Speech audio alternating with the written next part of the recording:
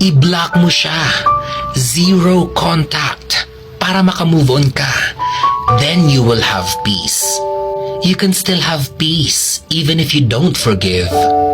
On the other hand, you will not have peace if you forgive and keep getting harmed. Okay lang na hindi mo siya mapatawad, lalo na kung hindi ka genuinely ready na patawarin siya.